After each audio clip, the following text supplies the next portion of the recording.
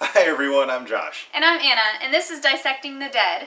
Tonight we're dissecting Walking Dead Season 5, Episode 14 called Spend.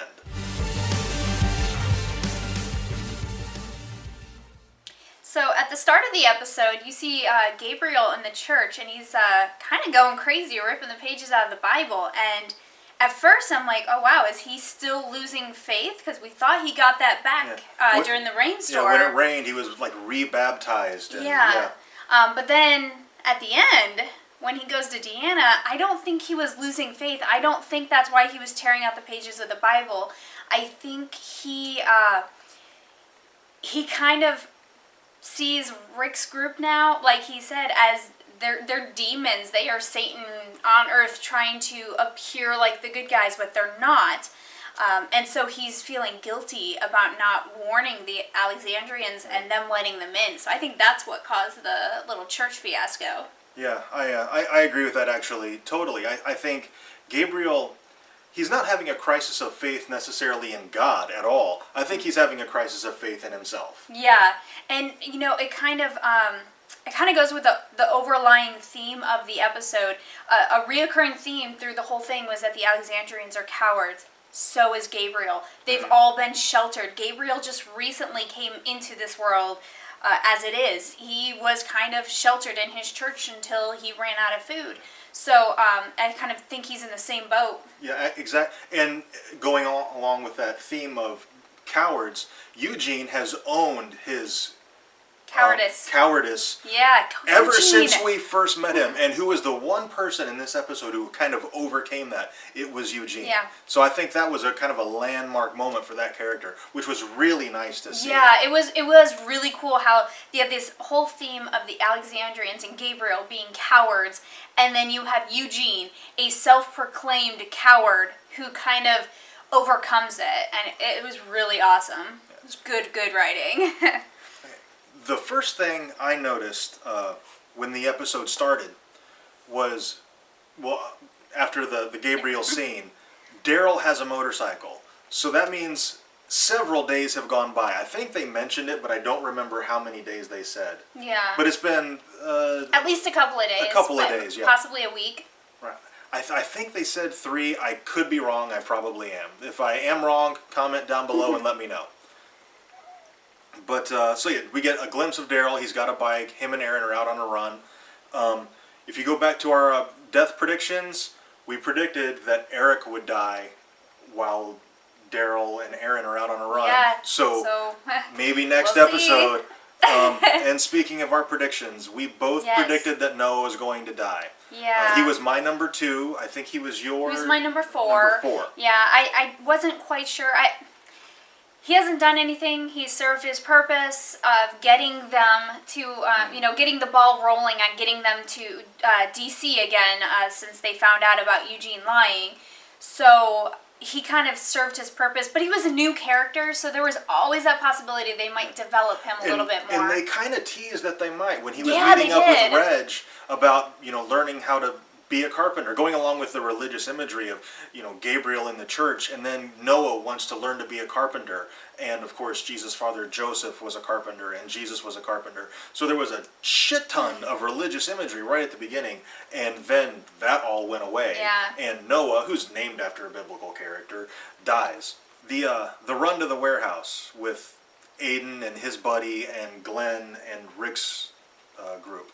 Yeah. The first thing I noticed in that situation, Aiden was kind of deferring to Glenn a little bit. Yeah. Which I thought, maybe Aiden's coming around. Maybe he realizes these people know what they're doing, and I should maybe take their advice. Yeah. He even let Glenn take point going into the warehouse, which I thought was a big deal. Yeah, like when they first got ready for the run, we were both like, oh, Aiden's gonna die. He's gonna die in this run. Yeah. Just because he doesn't listen to Glenn, and Glenn knows what he's doing. Glenn's been out there. Aiden hasn't. But then, yeah, he started listening to him and deferring to his judgment when Glenn says, hey, we should check the perimeter so that we have, a backup plan in case we can't come back out the same way we went in. And Nicholas tried to shoot that idea down. Yeah, Nicholas shooting it down, saying, oh, well, we'll just go out the front. Well, thank goodness that they check this out because the front was filled with walkers. So yeah, that was a really bad idea. So then after that, I was like, well, maybe Aiden won't die because he is listening to Glenn. Like maybe and Nicholas will die. I thought maybe it would change places. change places. But then right before Aiden dies, he stops listening to Glenn. Yeah. And I really like that. Like he's finally listening to Glenn, and then he stops. And when he Glenn stops, says, "Stop boom. shooting," and then he blows himself up. Yeah. And impales himself on some metal shelves. Yeah. This was a great Abraham episode. Yeah, it was a great Abraham episode. Right in the beginning of his part, he's kind of lost and depressed. He's doing grunt work. Like, he doesn't feel important anymore. He was leading a group to he had a mission. DC. Yeah, he had a mission. He was going to save humanity. He was the leader, and then all of a sudden they get to this community, and he's construction grunt. Yeah. And I think he was a little depressed by that. Only good for picking up heavy stuff. Yeah, I think that really depressed him. I think that got to him. But thank goodness a herd of walkers comes out, and the group completely panics in their usual cowardly way when, was it Francine? Francine, yeah. When she falls, they are like, oh, yes, we have a decoy. Let's GTFO so that we don't become walker bait. We'll let her take one for the team, basically. And then she decks that one guy. Oh, that was fantastic. Was that Tobin? Was that who that was? I don't know who that was. I'm not sure who it was, but she laid that dude out.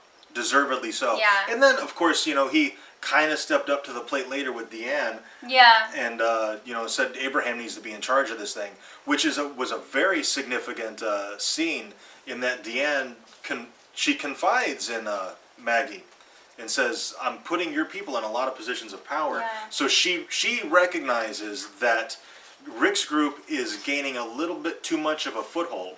Yeah, I think that was actually kind of her realizing that she let this group in, and now she is slowly but surely losing control of her community. It's as if the community has stopped looking to her and is starting to look to them.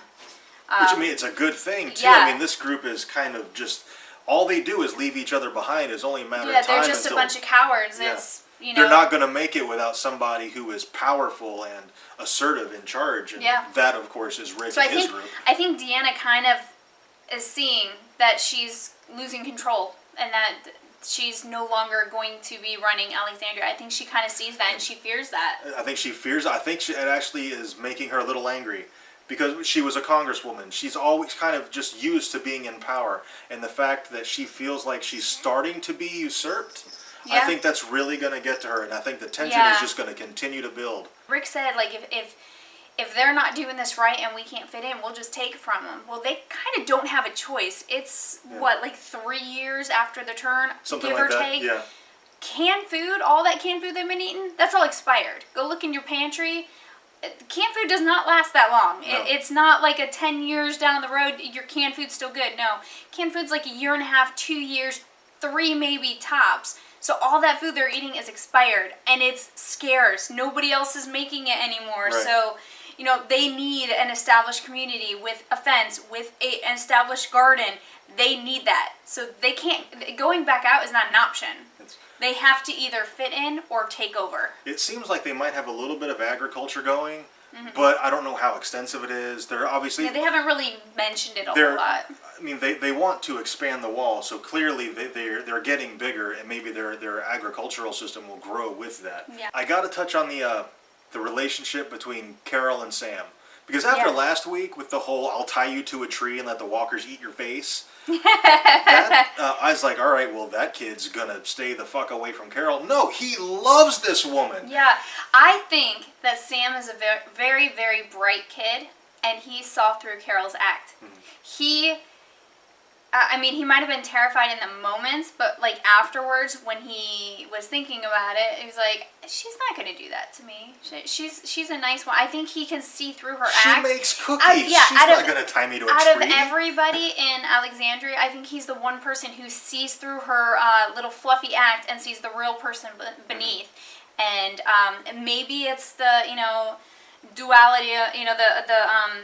Because they were both victims of abuse, they can kind of connect in a level. He maybe sees something in her that other people miss. Yeah, like he can see it, or He can relate to her in some way that other people can't. Maybe even people in Rick's group Yeah. that can't relate to her, and he can. So that's going to be Yeah. a really interesting dynamic. And I really liked that they did this because I'm sure a lot of people were not very... Those out there who are not diehard Carol fans like myself were probably a little put off by Carol talking to the child that way. So I really, really liked that they showed that the kid understood that she didn't mean it. Like, he knows she did not mean that, and he can see that she's a good person. Let me just So I say, really like I that. am a diehard Carol fan, and I was put off by that scene. I was like, well, Carol's going to die this episode. I mean, she did, like, the most unlikable thing ever.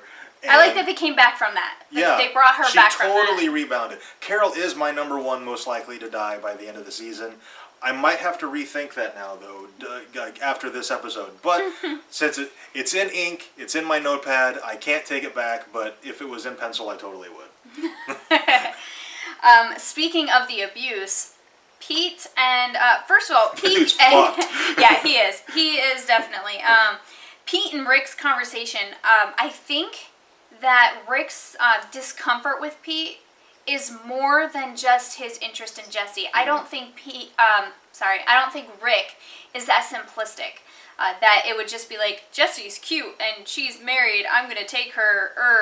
I don't think that. Yeah, exactly. I don't think that's Rick. No, I think Rick is an extremely good judge of character. To be a police officer, you kind of have to be. Mm-hmm. And I think when he first met Pete, he just right off he knew there was something wrong with this guy, and that he had an instinctual like this guy's bad. And he's a cop. He can recognize spousal abuse. It might not have registered Maybe off not because yet, it's been such a long time. Yeah. But at this point, well, Carol has and now deduced Carol it right off. Carol figured it out right away, but Carol was a victim. Yeah. She saw that, she lived it. So, Rick might have dealt with it, but he was a small town cop. So, maybe not as much domestic abuse as if he had lived in been in a larger city, but Carol lived it. Mm-hmm. She lived it, and her child lived it. So she recognized it right away, and now that they've recognized it, Pete has messed with the wrong woman. Pete is not long for this world. No, I see Pete dying next episode. Yeah. I don't think he'll survive, and I know right now it kind of looks like Rick's gonna be the one who kills him, but I really hope it's Carol. I hope it's Carol. Yeah, I kind of want Carol to, kind of as a ode to Ed, except instead of Walker's killing him and her just putting him out of his Walker misery, she gets to actually kill him. Yeah. That would be nice. Yeah, I really want it to be Carol. Yeah. I'll be all right if it's Rick, as long as Pete dies. Yeah, but I really want it dies, to be Carol. It's all right. That does him in. All right, we had 2 deaths, obviously, this episode. It leaked. We managed to miss the spoilers, so thank goodness for that. Yes. But, of course, the first one was Aiden. It was obvious. Everybody thinks everybody knew Aiden was going to die. It was very obvious. If that death was a surprise, then you really weren't paying attention. Yeah. Noah was a little bit of a surprise. A little bit. Like I said, he was number 4 on my list, so obviously I was expecting him to die, but... the way he went was kind of shocking. Yeah, the way he went was very shocking, yes. And then, speaking of... As a direct result of an Alexandrian's cowardice. Yes, yeah, which kind of, much solidifies the tensions between them, because Glenn is just... I'm really surprised that Glenn is bringing this guy back. I think, and didn't just beat the holy hell out of him and leave him. I wouldn't be surprised if the next episode was like a trial of this guy for doing something that resulted in the death of a member. Yeah.